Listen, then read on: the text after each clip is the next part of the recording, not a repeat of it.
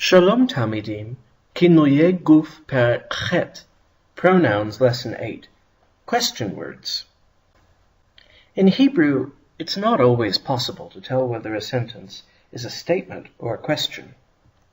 Sometimes, like in English and some other languages, it was possible to ask a question in Hebrew without changing the wording or the word order of a statement, perhaps by changing the intonation pattern used in speaking. In English, we can say, "You're coming," a statement of fact, and "You're coming?" a somewhat surprised question at hearing that somebody is planning to come. In writing, of course, we distinguish these two otherwise identical statements by means of punctuation, either a period or full stop for the statement and a question mark for the question. Biblical Hebrew doesn't have question marks.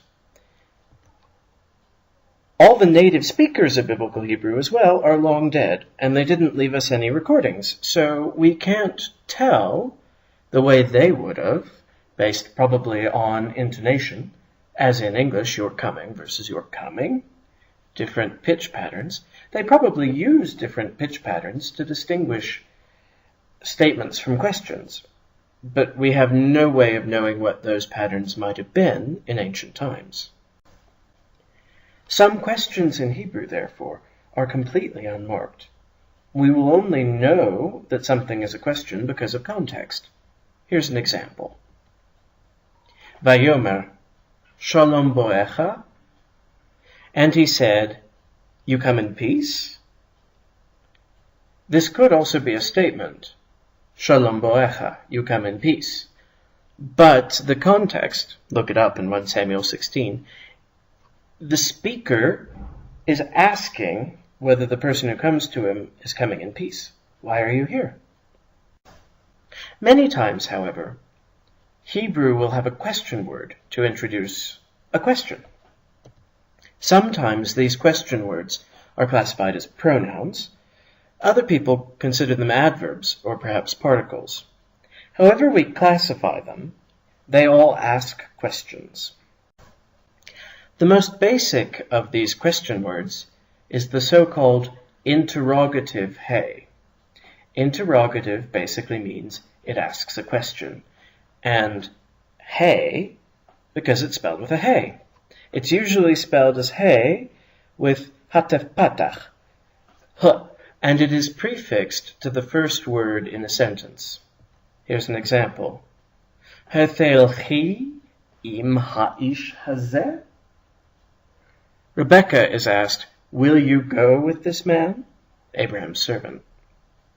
You see the h at the beginning in front of the verb telchi, you will go, feminine, second feminine singular. Telchi, will you go? There are also many other question words. These correspond, roughly, to the English words that we were taught in school when we were writing descriptive writing, the who, what, where, when, why, and how words.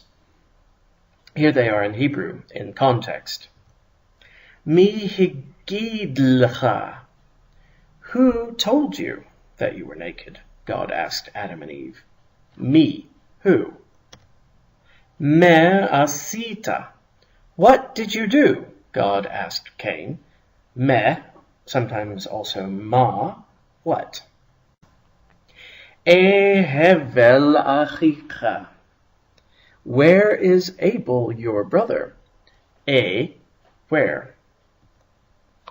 Matai yamut u'avad shemo.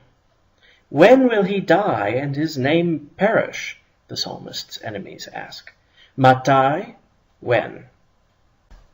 Eli, Eli, lama zavtani. My God, why have you forsaken me?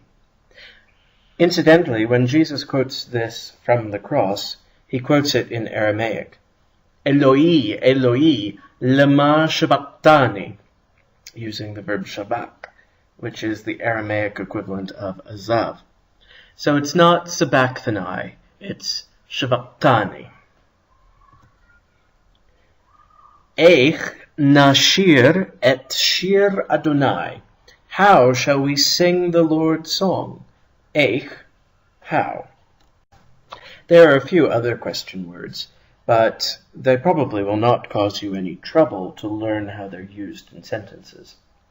Sometimes these question words are used in statements instead of questions, but we'll talk about that in the next video.